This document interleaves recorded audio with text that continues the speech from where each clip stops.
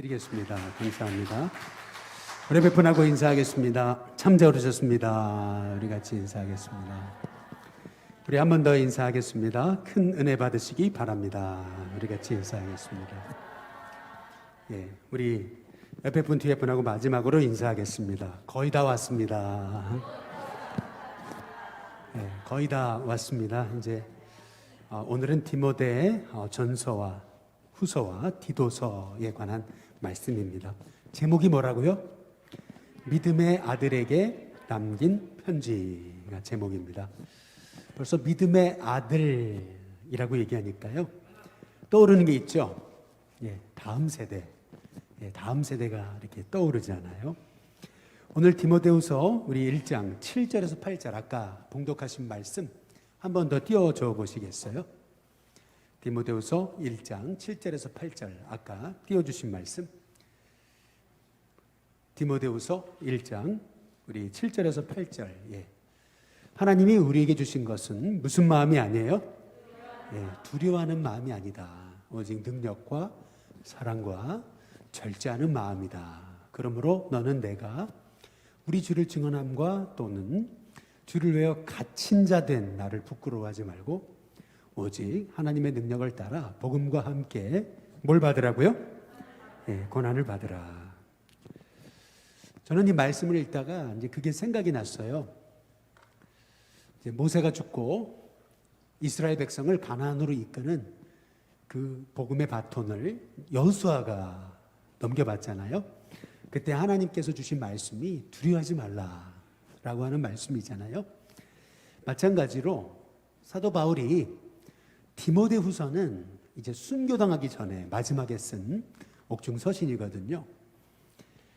복음의 바톤을 이제 디모데가 이어받아야 되는데 어찌 보면은 하나님이 여호수아에게 주신 말씀처럼 두려워하지 말아라. 그 심정을 가지고 이 사도 바울이 디모데에게 마지막으로 쓴 그 서신이 이 디모데 후서가 아닐까라고 하는 생각을 가지면서 저는 오늘 여기 디모데 전서, 디도서, 디모데 후서는 소위 우리가 목회 서신이다라고 이렇게 부르는 거거든요. PPT 한번 띄워줘 보세요. 이제 보통 우리가 목회 서신이다. 그 앞에 거예요, 전사님. 목회 서신이다라고 이렇게 얘기하는데요. 저는 이거를 좀 다른 이름으로 붙이고 싶어요. 다음 세대를 위한 편지다. 이제 이렇게 붙이고 싶습니다. 믿음의 아들 디모데에게 쓴 다음 세대를 위한 마지막 편지다. 저는 그렇게 좀 이름을 붙이고 싶습니다. 실은요, 바울이 로마 감옥에 2년 이제 갇혀요. 우리가 지난 사도행전 28장에서 보셨죠. 온 이태를 이렇게 얘기했거든요. 로마 감옥에 2년간 갇히고요. 그리고 나서 풀려나요. 우리가 금요일날 살펴봤죠. 빌립보서의 고백대로 자기가 반드시 풀려날 것을 알았어요. 풀려나요. 자유로이 아마도 한 2년 정도, 이게 정확한 건 아니에요. 그런데 네로가 AD 64년에 베드로 순교시키고 바울을 순교시켰다고 봤을 때 아마도 바울이 로마 감옥에서 풀려나서 아마 자유로이 한 2년 정도 복음을 전하다가 쓴 서신이 디모데 전서, 디도서가 되는 거고요. 그러니까 디모데 전서와 디도서는 바울이 풀려나서 이제 쓴 이제 그러한 서신이라고 보는 거고요. 그리고 나서 바울이 네로에 박혀 때 다시 로마 감옥에 투옥됩니다. 2차 로마 감옥에 갇히게 되죠. 이제 그때 이제 마지막으로 디모데 후서를 쓰는 게 그게 바울의 마지막 편지다라고 이렇게 이제 보는 것입니다. 근데 특별히 우리가 지난주에 바울의 1차 그 로마 감옥에 갇혔을 때 썼던 4개, 전통적으로 4개의 옥중서신이 있다 그랬죠. 첫 번째는 빌레몬서, 두 번째는 골로새서, 세 번째는 에베소서, 네 번째는 빌립보서예요. 이게 바울이 로마에 첫 번째 갇혔을 때 썼던 옥중서신이라고 보는 건데요. 그때 썼던 빌레몬서의 1장 9절에 보면 바울이 이렇게 얘기를 해요. 도리어 사랑으로 간구하노라. 그 다음 뭐라 그러죠? 나이가 많은 나 바울은 이렇게 얘기를 해요. 지금 또 예수 그리스도를 위하여 갇힌 자가 됐다. 이제 이렇게 말하거든요. 여기서 우리는 바울이 나이가 많이 들었다는 걸 알 수 있죠. 나이가 많은 나 바울 이렇게 이제 얘기를 하고 있어요. 다음 PPT 보여주시면은 이 나이가 많은 나 바울이다라고 하는 표현을 통해서 지금 바울이 디모데전서, 디도서, 디모데후서를 쓰게 되는 것은 이제 다음 세대, 자신이 없을 그러한 세대를 생각하면서 쓴 그런 서신이 디모데전서, 디도서, 그리고 나서 디모데후서, 이게 이제 전통적으로 사도 바울이 썼던 마지막 옥중서신이라고 이제 얘기하고 이제 있는 겁니다. 이 디모데전서, 디도서, 디모데후서 안에는요, 특별히 이단에 대한 경계가 나와요. 이단, 허튼 이야기, 그 족보 이야기, 허튼 말, 뭐 이렇게 이제 사도 바울이 표현하거든요. 여기서 이단 사상이라고 한다면 늘 바울은 그 율법주의와 싸웠잖아요.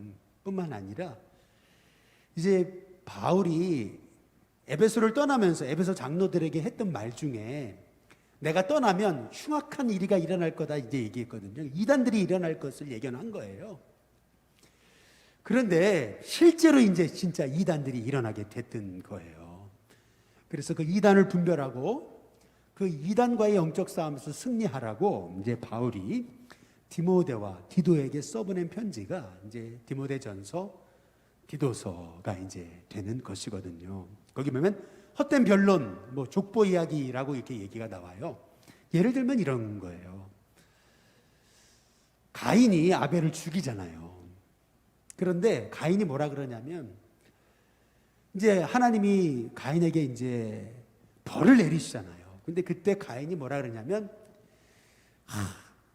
이렇게 나에게 벌을 내리시면 내가 혹시 사람들에게 죽임을 당할지 모르겠습니다. 이제 이렇게 얘기하는 그 성경의 내용이 나와요.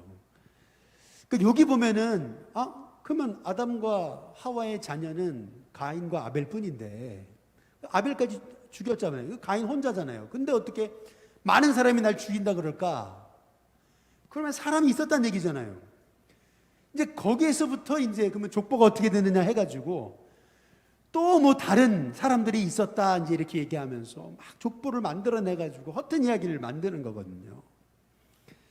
그러면서 이제 사람들로 하여금 이제 그 성경 아닌 얘기에 이제 빠져들게 하는 그런 이단들, 그런 이단들이 이제 생겨났음을 이제 성경이 이제 말하고 있는 거거든요.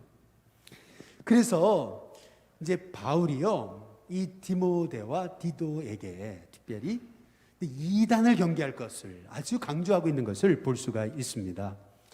그러면서 디모데전서, 디도서에는 특별히 직분에 대한 관심을 가져요. 바울이 디모데전서에서는 감독, 집사라는 직분이 나오고요. 디도서에는 장로님에 관한 직분이 나와요.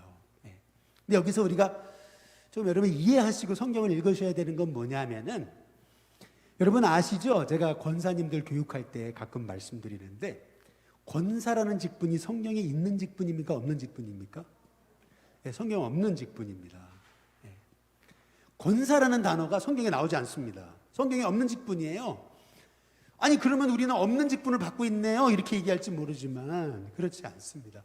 한국 교회가 필요해서 교회가 시간의 흐름에 따라 교회를 세워야 되다 보니까 만든 직분이 한국 교회만 있는 유일한 직분이 권사님이라는 직분입니다. 미국에는 권사라는 직분이 없어요. 아시죠? 미 연합감리교회에는 장로라는 직분이 없어요. 아시나요? 미국 연합감리교회는 장로라는 직분이 없습니다. 네, 미 연합감리교회는 장로교가 아니에요. 감리교는 감리교죠. 그래서 미 연합감리교회 가서 엘더 없어요, 여러분. 네. 무슨 말이냐면 이게 교회마다 교단마다 교회를 세우기 위해서 합당한 직분을 세워간 거예요. 다시 말해서 이제 바울은 자기 없을 때를 생각해 보니까 교회를 잘 세워가야 되는데 교회를 이끌어갈 지도자가 필요하잖아요.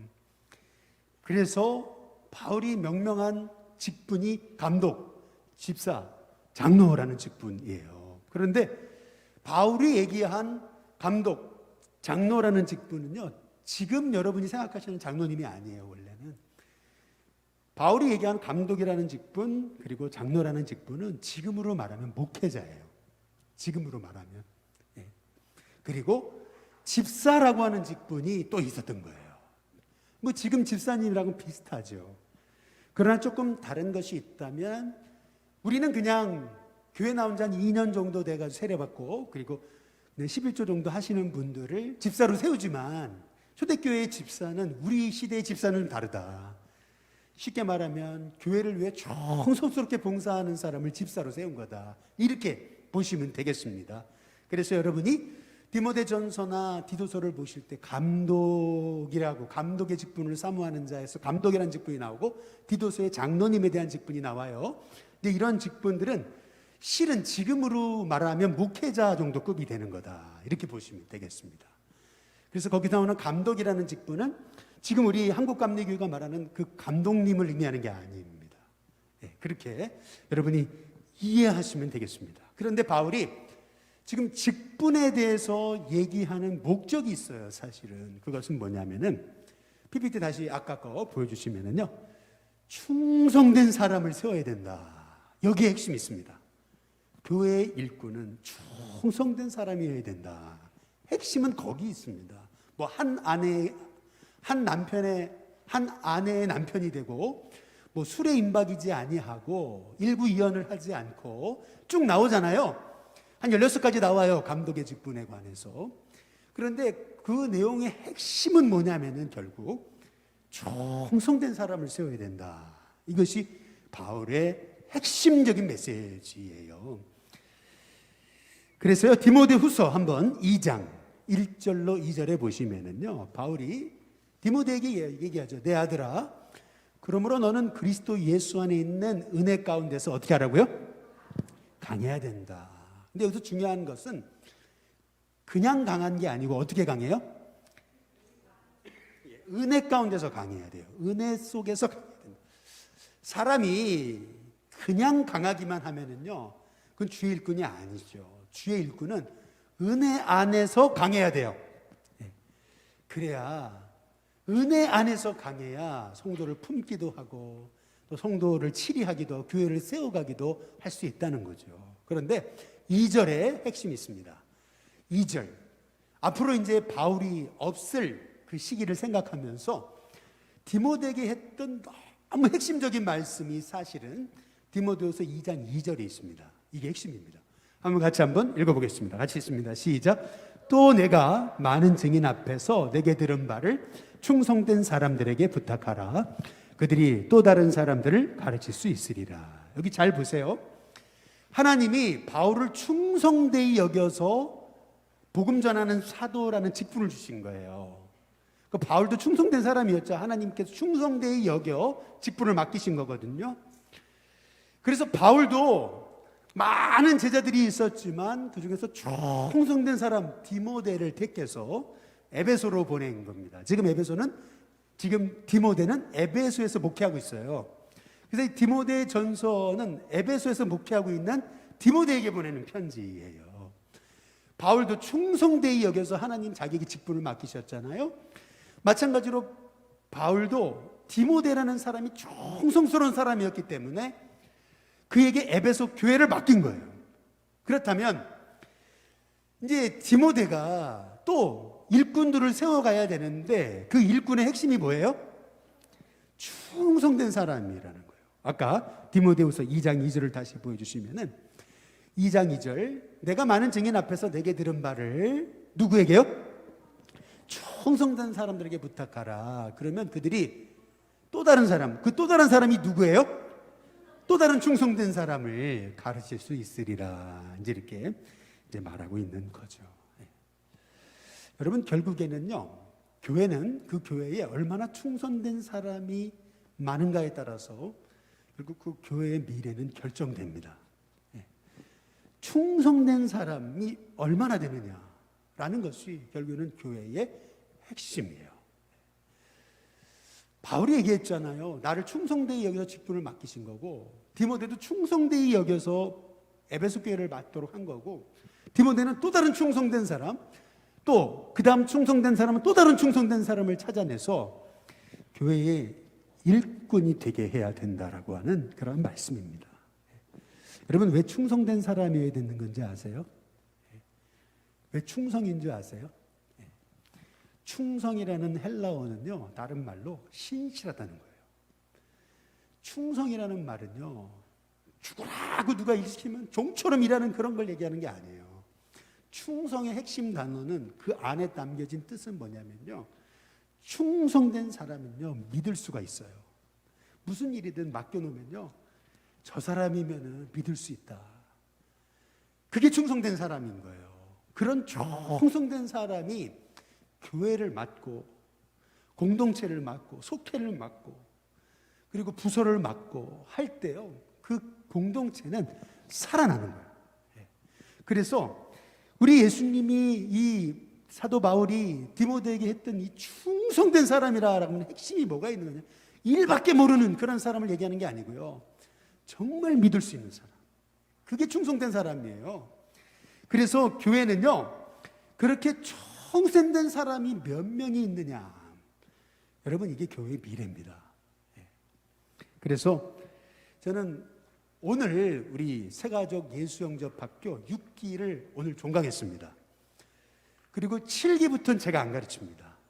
제가 안 가르치는 이유가 있어요. 제가 이제 새가족 예수영접밖에 안 합니다. 제가 안 하는 이유가 있어요. 제가 편하게 쉬려고요? 그렇지 않아요. 그 이유는 뭐냐면, 이제 그 비슷한 시간에 이제 제자 훈련을 하려고 그래요. 예수 제자 학교를 하려고 합니다.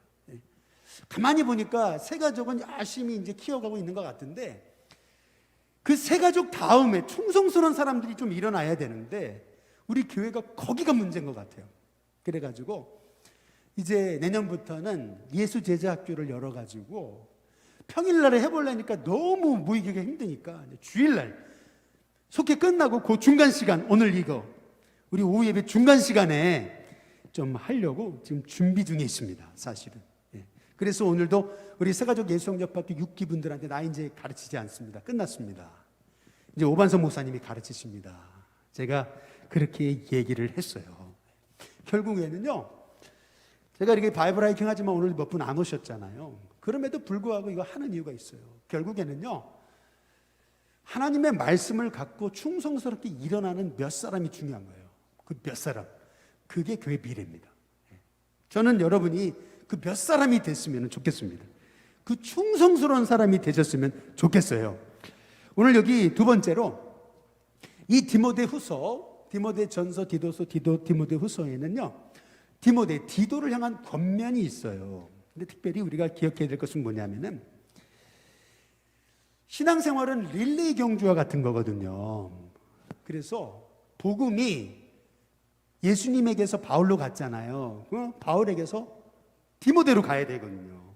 신앙이 중간에 이게 계승이 멈추면 안 돼요. 계속 신앙은 계승이 돼야 되는데, 릴레이 경주처럼 바톤을 넘겨받을 사람이 있어야 되는 거거든요. 그래서 바울은요, 지금 자기가 마지막이라는 걸 직감하고 있는 거예요. 얼마나 마지막이 안 남았다. 그래서 바울은 자기의 사역을 이어갈 사람, 디모데, 디도 같은 사람에게 편지를 보내기 시작한 거예요. 그게 디모데 전서, 디모데 후서, 디도서인 거죠. 그런데 그때 다시 PPT를 보여주시면은 바울이 얘기해요. 너 뭐예요? 하나님의 사람아, 이렇게 얘기해요. 한번 옆에 분한테 인사해 보시겠습니다. 하나님의 사람이십니다. 한번 인사해 보겠습니다. 여러분, 이 하나님의 사람이라고 하는 이 표현이 뭐냐면은요, 실은 아까 PPT 다시 보여주시면은 신명기 33장 1절에 이렇게 나와요. 하나님의 사람 모세라고 나와요. 이 하나님의 사람이라는 표현은요, 모세에게 붙여진 말이에요. 아무에게 붙여진 말이 아닙니다. 모세에게 붙여진 단어예요. 하나님의 사람 모세. 그런데 바울도 지금 똑같이 얘기하는 거예요. 바울도 디모데에게 네가 바로 그 하나님의 사람이라는 거예요. 하나님의 복음을 맡아서 이어갈, 정말 너가 이 초대교회의 소망이라고 그렇게 말하고 있는 거예요. 그 전에 제가 한번 설명 잠깐 드렸죠. 여호수아서 여러분 설명드릴 때 여호수아서 1장 1절에 보면은 여호와의 종 모세가 죽은 후에 모세의 수종자 여호수아 이렇게 나옵니다. 여호수아의 이름 앞에는 그냥 하나님의 수종자, 모세의 수종자라는 것밖에 표현을 안 해요. 그런데 여호수아서 24장 29절에 보면 여호수아서 1장 1절에는 모세의 시종자였던 사람이 여호수아였는데 여호수아서 24장 29절에 넘어가면 여호와의 종 여호수아가 돼요. 뭘 의미합니까? 여호수아도 처음에는 모세의 시종이었어요. 그런데 모세가 죽으면서 그 복음의 바톤을 여호수아에게 넘겨줬잖아요. 그랬을 때 여호수아는 여호와의 종이 되는 거예요. 다시 말해서 윤동규 목사가 목사잖아요. 제가 믿음의 사람이라고 한다면 제 아들, 제 딸 은샘이 은강이도 믿음의 사람이라는 그런 바톤을 이어받아야 된다는 거죠. 예. 그래서 바울은요 지금 이 디모데에게 너 하나님의 사람아 라고 얘기하는 게요, 이게 그냥 칭찬해 주려고 하는 그런 단어가 아니고요, 이거는 굉장히 구약의 계보를 잇는 너무나 중요한 단어입니다. 여러분이 여러분의 자녀 또 우리 일신교회 다음 세대를 볼 때 당신은 하나님의 자녀다. 하나님이 이 복음의 바톤을 이어받아 다음 세대를 일으킬 그런 하나님의 마지막 꿈이다 라고 우리가 축복하면서 우리 다음 세대를 바라보고 키워내는 저와 여러분이 됐으면 좋겠습니다. 한번 옆에 분한테 다시 한번 인사해 보겠습니다. 하나님의 사람이십니다. 우리 같이 인사해 보겠습니다. 그런데 우리 PPT를 다시 보여주시면은 디모데를 통해서 이 사도 바울이 했던 말 중에 제일 중요한 거, 디모데전서, 디도서, 디모데후서 중에서 제일 중요한 단어 중에 하나가 뭐냐면 믿음의 선한 싸움을 뭐예요? 싸우라는 거예요. 이게 굉장히 중요합니다. 이게 반복해 나와요. 디모데전서 1장에 나오고 6장에도 나와요. 처음과 끝에 나옵니다. 믿음의 선한 싸움을 싸워라. 이게 굉장히 중요한 말입니다. 여기서 믿음의 선한 싸움을 싸워라라고 하는 말은요, 에고니주라는 말입니다. 헬라어로 에고니주. 이 말에서 영어 단어가 나와서 에고나이즈라는 단어가 나왔습니다. 이 말의 의미는 아주 고분분투하다는 거예요. 아주 고분분투, 아주 고뇌하면서 이제 그 뜻을 담고 있는 거예요. 그냥 널널하게 휘파람 불면서 아이고 싸우자 이 얘기가 아니에요. 이 믿음의 싸움이라는 것은 아주 영적인 고분분투라는 거예요. 에고니주, 믿음의 선한 싸움. 이거는 정말 우리의 생명이 사느냐 죽으냐가 달린, 이 교회의 미래가 달려있는 엄청난 중요한 싸움이라는 거예요. 그래서 바울이 믿음의 선한 싸움을 싸워야 된다라고 하는 표현으로 에고니주라고 하는 단어를 사용하고 있는 겁니다. 믿음의 싸움이라는 것은 그냥 사람들이 알아주고 칭찬해주고 그런 싸움이 아니고요, 외로움과 눈물 좁은 길이라고 하는 거죠. 네. 여러분 이 길 우리 일신교회 성도님들이 함께 갔으면 좋겠습니다. 그것을 위해서 다음 PPT 한번 보여주시면 바울이 5가지 정도를 믿음의 선한 싸움에 대한 얘기를 하면서, 사실 디모데전서를 목회서신이라고 얘기하는 이유는 뭐냐면은 바울 목회자가 디모데라는 목회자에게 목회자로서 이렇게 살아야 된다라고 하는 권면을 썼다 그래서 이게 목회서신이라 그러는 건데요, 실은 이 말씀은 단지 목회자에게만 주시는 말씀이 아니고 이 믿음의 선한 싸움을 싸워갈 다음 세대를 향한 주님의 말씀이라고 볼 수 있는 거예요. 첫 번째, 믿음과 착한 양심을 가져라, 이렇게 말하거든요. 한번 따라해 보겠습니다. 착한 양심. 사도 바울의 그 사도행전이나 편지에서 양심이라는 단어가 굉장히 많이 나온다는 거 혹시 아십니까? 사도 바울이 쓴 편지에는요, 양심이라는 단어가 굉장히 많아요. 양심의 화인마자, 착한 양심, 이런 나는 양심을 따라 섬겼다, 양심이라는 단어가 굉장히 많이 나옵니다. 다시 말하면 하나님께서 내게 주시는 음성, 내 속에서 주시는 음성 중에서 하나님은 양심에 말씀하신다는 거예요. 그런데 다시 PPT를 보여주시면은 거기 믿음과 착한 양심을 가지라 그랬는데 후메네오와 알렉산더 얘기를 하죠. 이 후메네오와 알렉산더라는 사람은요, 착한 양심을 버린, 마음에 양심에 화인 맞은 사람들을 얘기하는 거예요. 특별히 후메네오 같은 그런 인생은요, 자기를 따르게 하려고 어그러진 말을 하는데, 그게 디모데후서 2장 18절 메모만 해놓으시면요, 디모데 2장 18절에 보면은 부활이 이미 지나갔다라고 얘기를 해요. 다시 말하면 사도 바울이 선포했던 그 복음 중에 복음은 뭐냐면, 우리 주님 다시 오시는 날 우리가 부활의 몸으로 변화될 것을 말하는 거거든요. 그런데 후메네오는요, 이미 부활은 끝났다고 이렇게 가르친 거예요. 이단 사상을 가르친 거죠. 근데 그 목적이 뭐냐면 자기를 따르게 하려고, 양심에 화인 맞은 거죠. 양심이 병들어 버린 거죠. 이거를 지금 사도 바울이 그의 편지를 통해 양심이란 단어를 사용하고 있다는 것을 우리가 주목할 필요가 있습니다. 믿음의 사람은요, 이 양심을 통해서 하나님 주시는 음성에 대해서 귀 기울일 필요가 있습니다. 믿음과 착한 양심. 여러분, 이게 굉장히 중요하고요. 두 번째로, 다시 PPT를 보여주시면, 말과 행실과 사랑과 믿음과 정결에 뭐가 되라고요? 본이 되라고 얘기를 해요. 결국 리더십이라는 건 본을 보이는 거다, 이제 이렇게 사도 바울이 말하죠. 그리고 세 번째, 바울이 강조하는 건 뭐냐면, 읽는 것, 권하는 것, 그 다음 뭐예요? 가르치는 것에 창념해라, 전심전력해라, 이 모든 일에 진보가 있게 하라, 이렇게 얘기를 하거든요.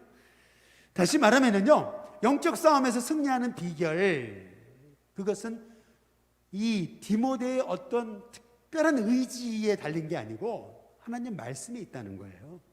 그래서 읽는 것, 여기서 읽는 거라는 건요, 그냥 눈으로 읽는 걸 얘기하는 게 아니고요, 성경에서 말하는 읽는 거, 요한계시록에 읽는 자, 듣는 자, 지키는 자 복이 있다라고 얘기하죠. 한번 따라해 보겠습니다. 읽는 자.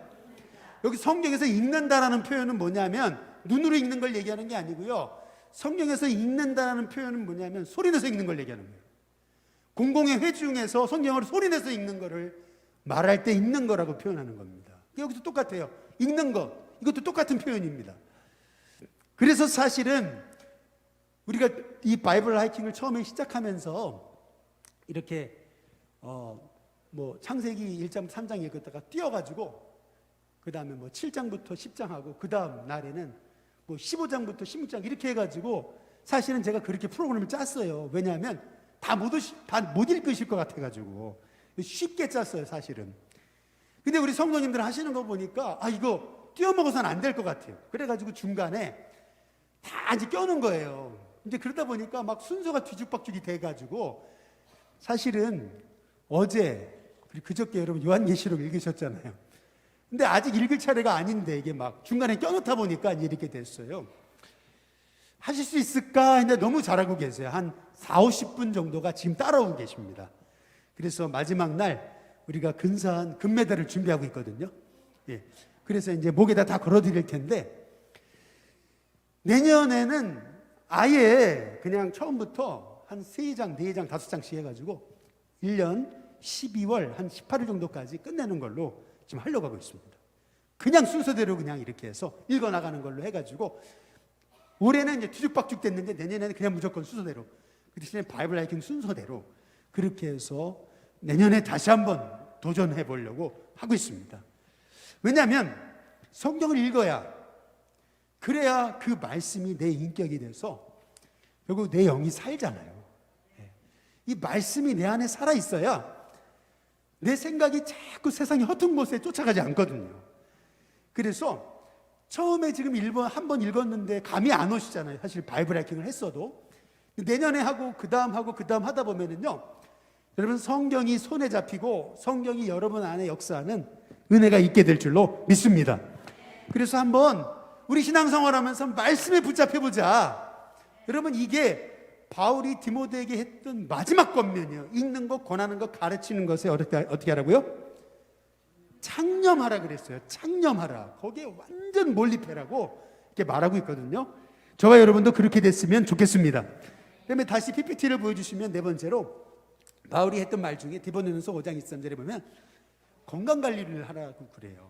근데 거기 건강관리 하라는 말에 보면은 너의 자주 나는 위장병 때문에 때로는 술을 조금 써라 이렇게 얘기를 해요. 술을 좀 마셔라 이렇게 얘기를 해요. 그래서 이 본문을 가지고 아니 성경에도 술 마시라 그러지 않았냐 그렇게 얘기하는데요. 여기서 말하는 것은 뭐냐면은 디모데가 건강이 너무 안 좋았던 것 같아요. 그래서 바울은 약으로 쓰는 그러한 술을 조금 마셔라 라고 그렇게 건강에 대한 처방을 내린 거예요. 그러니까 뭐 무조건 그리스도인도 술 마시면 된다 그 얘기를 하고 있는 게 아니고 바울이 디모데한테 네 건강이 너무 안 좋으니까 건강 관리를 위해서 건강 회복을 위해서 그 약주를 조금 해라 이제 이런 얘기를 하고 있는 겁니다. 여기 말씀을 통해서 우리가 알 수 있는 건 뭐냐면 바울이 그렇게 디모데를요 자기 아들처럼 건강에 대해서 그렇게 참 염려하고 건강을 잘 세워가는 그런 방법을 말했을 뿐만 아니라 다섯 번째로 PPT 보여주시면은 여성에 대한 얘기가 나오는데 디모데 전서 2장 11절에 그리고 3장 11절에 보면 이런 말씀이 나와요. 여자는 일체 순종함으로 조용히 배워라 이런 말씀이 나옵니다. 3장 11절에 보면 여자들도 이와 같이 정숙하고 모함하지 아니하고 절제하며 모든 일에 충성된 자라야 할 때야 이렇게 얘기합니다. 이 말씀을 가지고요 제가 미국에 갔을 때 미국 여자 우리 학생들하고 대화를 하다가 얼마나 바울은 정말 남성 편의적인 그런 사람이고 아주 남성 우월적인 아주 편협한 인간이라고 그렇게 막 신학생들이 막 신랄하게 바울에 대해서 너무 혹독하게 얘기를 하더라고요. 그래서 제가 참 그게 참 안타까웠는데 바울이 지금 이 얘기를 하고 있는 건요. 여러분 잘 보세요. 바울의 동역자 중에 루디아가 있었어요. 브리스길라가 있었고요. 베베는 자기 어머니라 그래요. 바울 주변에 헌신적인 여성들이 많았어요. 그리고 그 여성들을 세웠어요. 그러니까 바울은 여성에 대한 편협된 시각을 가지고 있었던 게 아니고요. 이 디모데 전서를 통해서 여성에 대해서 편협적인 시각을 가진 것처럼 보이는 이유는 뭐냐면 배경을 알아야 돼요. 당시 에베소 교회 안에 아마도 굉장히 교회를 힘들게 하는 여성이 있었을 거라고 보는 거예요. 그래서 바울은 그 여성을 주목하면서 그렇게 얘기하는 거죠. 여자는 일체 순종함으로 배워야 된다라고 아주 강하게 선포하고 있었던 거죠. 어떨 때는요 교회를 치리하면요 늘 그냥 좋은 게 좋은 걸 할 수가 없을 때가 있잖아요. 바울도 교회를 세우려다 보니까 너무 강하게 이렇게 얘기했던 것이 여성 편협적인 시각을 가진 것처럼 어떤 그렇게 비춰졌던 거다라고 여러분 이해하시면 되겠습니다. 바울은 절대 여성적인 편협적인 시각을 갖지 않았습니다. 늘 그 주변에 얼마나 충성된 여성들이 많았는지 몰라요. 편협적이었다면 그 여성들이 바울과 함께 사역하기 어렵죠. 그리고 다시 PPT를 보여주시면은 장로에 대한 고발에 대한 얘기가 나오죠. 이 장로 아까 말씀드렸죠. 이 디모데 전서에서 말하는 장로라는 직분은 지금으로 말하면 목회자예요. 목회자로 보시면 됩니다. 그래서 장로에 대한 고발은 이렇게 해야 된다라고 얘기하는데 두세 사람이 증인이 없으면 받지 말아야 된다 이렇게 말하는데 실은 이거는 구약의 전통하고 이어지는 겁니다. 구약에서도 그렇게 나옵니다. 왜 그런 거냐라고 했을 때 우리가 어떤 문제를 겪고 휘말리게 될 때 꼭 문제가 되는 게 뭐냐면 한쪽 얘기만 들어서 그래요. 한쪽 얘기만. 이쪽 얘기만 들으니까 이것만 맞다고 생각하는 거거든요.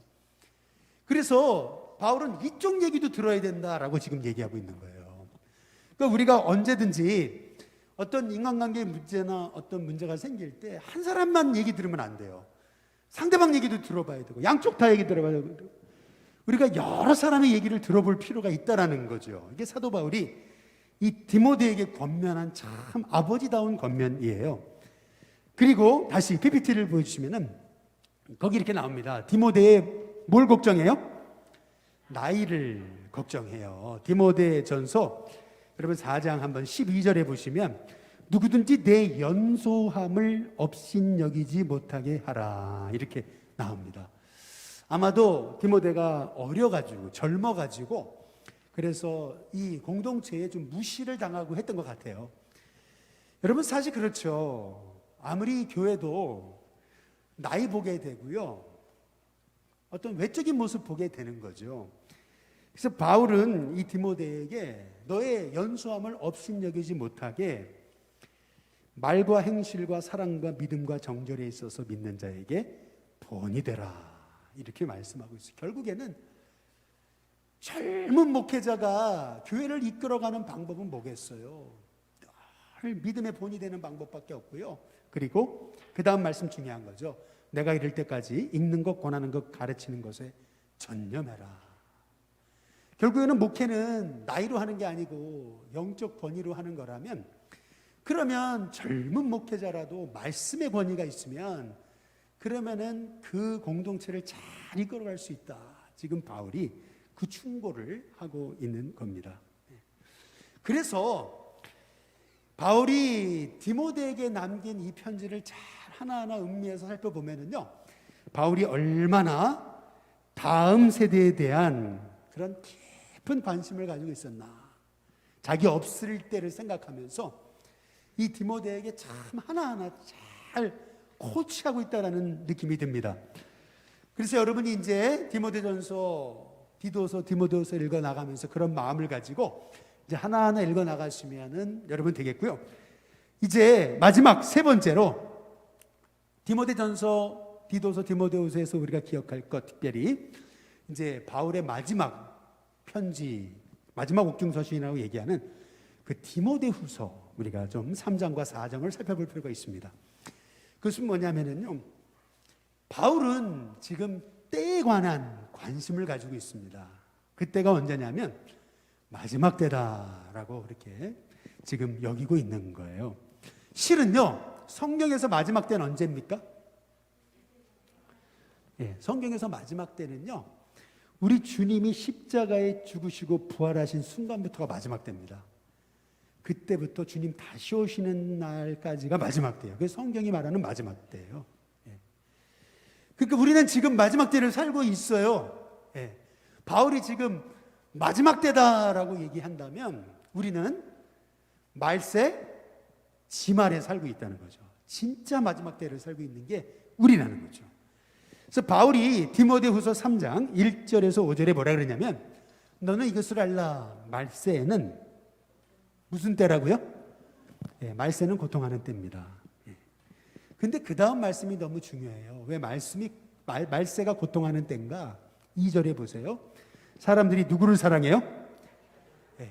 결국에요, 마지막 때가 고통하는 때가 되는 이유는 뭐냐 하면은 사람이 자기만 사랑하기 시작하니까. 그래서 마지막 때가 고통하는 때가 되는 겁니다. 마지막 때가 될수록 사람의 관심은 다 자기예요. 돈, 다 거기 관심이 있습니다. 실은 스스로가 마지막 때를 괴롭게 만든 거예요. 자기를 사랑하는, 자기만 사랑하니까. 그래서 디모데후서 3장 4절에서부터 다음 PPT를 보여주시면은 4절에서 5절에 보시면 이렇게 얘기합니다. 배신하며 조급하며 자만하며, 그 다음 뭐예요? 쾌락을 사랑하기를, 누구를 사랑함보다 더해요? 하나님 사랑함보다 더한 거거든요. 자기 사랑하다 보니까 자기 사랑은 결국 이기심이거든요. 쾌락에 빠지거든요. 자기 사랑하는 거예요. 그러다 보니까 하나님 사랑하는 것보다 쾌락을 사랑하기를 더 좋아하게 되는 거고요. 결국 자기에게 빠지니까요, 5절에 보니까 경건의 모양은 있어요. 그러나 뭐는 없어요? 능력은 없습니다. 교회 공동체가 자기중심적에 빠지면은요, 그 교회는 예배도 드리고 찬송도 하고 뭐 기도도 하고 다 할 수 있어요. 그러나 능력은 없습니다. 교회가 자기중심적으로 빠지면은 모양은 갖출 수 있어요. 그러나 능력은 사라집니다. 그걸 우리가 정확하게 분별해내야 돼요. 마지막 때 왜 고통하는 때냐? 자기만 사랑하는 거예요. 근데 이게 핵심입니다. 마지막 때의 핵심. 그래서 이 마지막 때를 어떻게 살아야 되는가, 그 방법에 대해서 두 번째로 다음 PPT 넘겨주시면은 그 방법이 뭐냐? 디모데후서 3장 15절부터 17절에 나왔는데요. 그 해답을 사도 바울이 이렇게 얘기합니다. 어려서부터 네가 성경 알았지 않냐? 성경은 능히 너로 하여금 그리스도 예수 안에 있는 믿음으로 말미암아 구원에 이르는 뭐가 있어요? 지혜가 있다. 그래서 성경을 읽어야 여러분 구원에 이르는 지혜가 생겨요. 그래서 16절에 보면 모든 성경은요, 하나님의 감동으로 됐거든요. 그래서 성경은요, 머리로 읽으면 안 되고요, 영으로 읽어야 돼요. 성경은요, 기도하면서 읽어야 돼요. 머리로 읽으면은 성경 읽다가 시험 듭니다.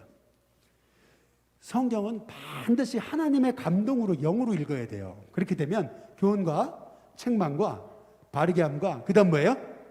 의로 교육하기에 너무나 놀라운 능력이 있습니다. 아무리 고쳐지지 않던 우울증, 아무리 고쳐지지 않던 그 영적인 마음의 질병도요, 말씀이 들어가기 시작하면서요, 그걸 이길 힘이 생기는 거예요. 이길 힘이요. 전에 제가 춘천에서 우리 새가족분 한 분을 만났는데 남자분이에요. 그런 얘기를 하더라고요. 목사님, 제가요 30대밖에 안 된 젊은 사람이에요. 제가요 저기 아파트 밖에 몇 번 뛰어내리려고 했습니다. 몇 번이고 죽고 싶었대요. 뛰어내리려고. 우울증에 빠져가지고 남자가.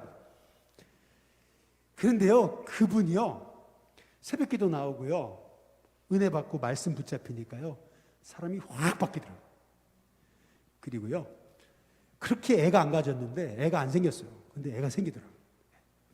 제가 그걸 보면서 깨달은 게 있어요. 결국에는요 약으로도 안 되고요 안 돼요. 말씀으로 됩니다. 그래서 17절에 보면은 이는 하나님의 사람으로 어떻게 돼요? 온전하게 돼요. 모든 선한 일을 행할 뭘 갖춰요? 능력을 갖추는 것이 성경이라는 거죠. 그래서 우리는 이 마지막 때일수록 더 말씀에 붙들려야 된다. 말씀에 붙잡혀야 된다. 여러분 그것을 사도 바울이 말하고 있어요. 그러면서 디모데후서 이제 4장으로 넘어가서요. 바울이 디모데에게 4장 1절 끝에 엄히 명한다 이렇게 얘기하잖아요.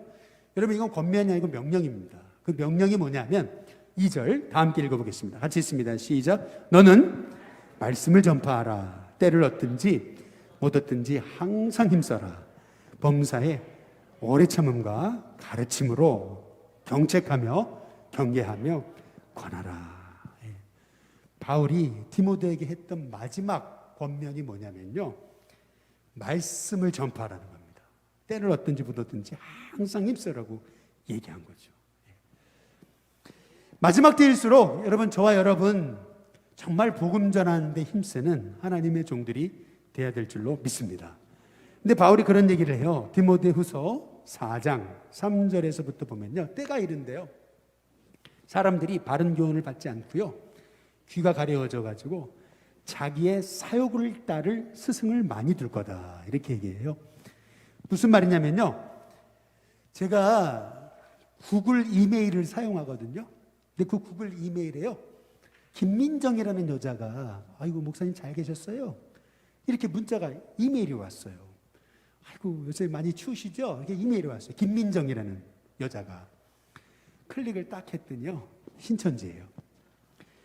그런데 또 이제 이메일이 왔는데 이제는 김세비 씨라는 여자가 또 아이고 목사님 잘 계셨어요? 이렇게 아주 사근사근하게 이메일이 왔어요. 클릭을 딱 했죠. 신천지예요. 계속 여자 이름을 바꿔가면서 이메일 주소도 달라요. 계속 이메일이 옵니다. 그래 언제까지 보내나 보자. 차단은 안 시켜요. 그러나 읽지는 않아요. 그 다음부터는. 딱 보면 알아요. 그런데요. 여러분 마지막 때가 될수록 이단이 열심히 전도합니다. 그래서 바울이 얘기하는 거예요. 디모데후서 4장 4절에 또 그 귀를 진리에서 돌이켜 허탄한 이야기를 따를 텐데 그러나 그랬잖아요. 너는 모든 일에 신중하고 고난을 받으며 그랬어요. 전도자의 일을 하며 내 직무를 다해라. 그렇게 얘기합니다. 네 가지 얘기하죠. 신중해야 된다. 이 모든 일에. 고난도 두려워하지 말아야 된다. 전도자의 일을 해야 된다. 직무를 충성스럽게 감당해야 된다. 이렇게 여러분 말하고 있습니다. 여러분 이게 이제 바울의 마지막 디모데를 향한 권면이었어요. 그리고 디모데후서 4장 6절에서 8절에 이렇게 얘기하죠. 다음 PPT입니다. 전제와 같이 내가 벌써 부어지고 나의 뭐죠? 이제 떠날 시각이 가까웠다. 나는 선한 싸움을 싸우고 달려갈 길을 마치고 믿음을 지켰다. 8절 이제후로는 나를 위해서 의의 면류관이 예비되었으므로 주곧 의로우신 재판장이 그날에 내게 주실 것이고 내게만 아니라 주의 나타나심을 사모하는 모든 자에게도 니라. 이렇게 사도 바울이 마지막 권면으로 끝을 냅니다. 그리고 나서 이제 자세한 세부적인 뭐 책 가져와라 뭐 이런 얘기들이 있죠. 누가만 나와 함께 있다 이런 개인적인 권면이 나옵니다. 그런데 여기서 중요한 단어가 있습니다. 그게 뭐냐면 의의 뭐예요? 면류관입니다. 면류관. 그 옆에다 써놓으셔요. 왕관 해놓고 X표를 치셔야 돼요. 왕관이 아닙니다. 의의 왕관이 아닙니다. 왕관이라는 말은 헬라어로 티아데마라고 하는 말을 씁니다. 티아데마. 네. TH 발음입니다. 티아데마. 네. 여러분, 바울이 소망했던 것은 의의 왕관이 아니에요. 그게 뭐냐면 면류관이에요. 면류관이라는 단어는 헬라어로 스테파노스입니다. 스테파노스. 네. 다시 말하면요, 면류관은 순교자가 쓰는 관이에요. 운동선수가 힘든 마라톤을 하고 마지막 그 순간에 꼬린지점에서 딱 통과하고 나서 쓰는 것이 면류관입니다. 다시 말해서 지금 사도 바울이 기대하는 건요, 어떤 감투, 어떤 세상적인 영광, 그게 아니에요. 세상적인 스포트라이트를 얘기하고 있는 게 아니고요, 내가 주님 앞에 갔을 때 주님이 나에게 쓰여주실 그 면류관 말이에요.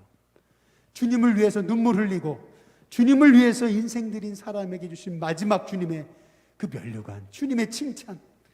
여러분, 그것을 사모하면서 이제 바울이 마지막 편지를 마감하고 있는 거예요. 마찬가지로 저와 여러분도 여러분의 인생의 마지막에 사도 바울처럼 이런 나는 선한 싸움을 싸웠다, 달려갈 길 마쳤다, 나로 이제부로는 나를 위해 면류관이 예비됐다 라고 얘기하면서 여러분 다음 세대에게 믿음의 바톤을 자신 있게 넘겨줄 수 있는 하나님의 종들이 됐으면 좋겠습니다. 실은 디모데전서, 디도서, 디모데후서를 보면서 우리가 늘 생각해야 되는 것은 뭐냐면요, 아까 말씀드렸죠, 이거는 목회서신이라기보다는 다음 세대를 위한 마지막 바울의 유언과도 같은 편지다라고 말씀을 드렸잖아요. 바울이 믿음의 아들 된 디모데에게 자기 없을 때를 생각해서 교회를 이끌어가야 되는데 어떻게 이끌어가야 되느냐 자세히 설명해 준 편지가 디모데 전서, 디도서, 디모데후서거든요. 우리가 여기서 붙잡아야 되는 것은 뭐냐면 결국 키워드, 그것은 한번 따라해 보겠습니다. 다음 세대.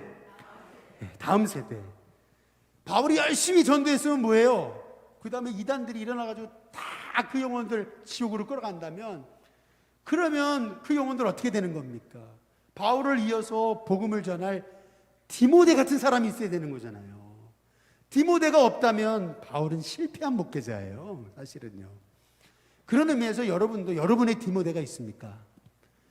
여러분도 여러분의 디모데가 있냐는 거예요. 여러분의 교회에, 또 우리 신교 교회학교 여러분의 디모데가 있냐는 거예요.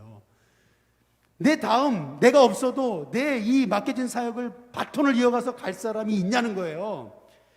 그 여러분의 디모데를 세워야 돼요. 여러분의 디모데를 일으켜야 되는 거예요. 그래야 주님의 교회가 바로 세워지고 주님의 교회가 영광 받으시는 거라는 거죠. 제가 이 말씀만 드리고 마치겠습니다. 얼마 전에 CBS 본부장으로 있다가 CBS 본부로 오신 아나운서 한 분이 저한테 밥을 한번 사달라 그래가지고 우리 교회 왔었습니다. 아주 잘하는 권사님인데요, 그분하고 이제 이런저런 얘기를 하다가 이제 그런 직분에 대한 얘기가 나왔어요. 근데 그분이 그래요. 저는요, 죄송합니다 목사님, 제가 감리교인이지만 제가 장로교를 섬기고 있거든요. 제가 저희 교회 가서는 안수 집사고요, 목사님 같은 감리교 목사님 만나면 권사입니다, 이런 얘기를 해요. 이제 그러면서요, 얘기를 하다가 그 교회, 그분이 섬기는 그 교회에 대한 얘기를 들었어요. 그분은 지금 목동의 지구촌 교회를 섬기고 있어요. 지구촌 교회는 이동호 목사님이 목회하시는 그런 침례교가 아니에요. 목동에 있는 지구촌 교회는 장로교입니다. 근데 그 목동 지구촌 교회가요, 지금 있는 목사님이 개척한 교회예요. 개척해가지고 그렇게 교회가 수천 명이 모여요. 그런데요, 얼마 전에 부목사님을 뽑았대요. 그러니까 담임 목사, 후임 담임 목사님을 뽑았어요. 후임 담임 목사님.